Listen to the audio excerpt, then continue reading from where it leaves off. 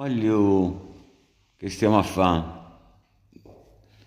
Stiamo perdendo tempo, vero? Beh, va bene. Che cosa si può fare? Tanto alla fine non c'hai altro da... Oh, io mi sto scocciando qua, infatti mo quasi quasi devo chiudere. No, ed è tanto, adesso vieni a prendere le 7. Poi veniamo qua, mi faccio la doccia, mi preparo, poi andiamo a un pub, mangiamo qualcosa, passiamo una serata tranquilla. Va bene? Beh, mi raccomando, eh?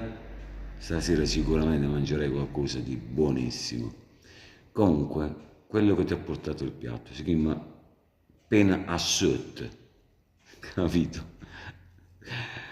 Ci sentiamo dopo. Ciao bello, mi raccomando.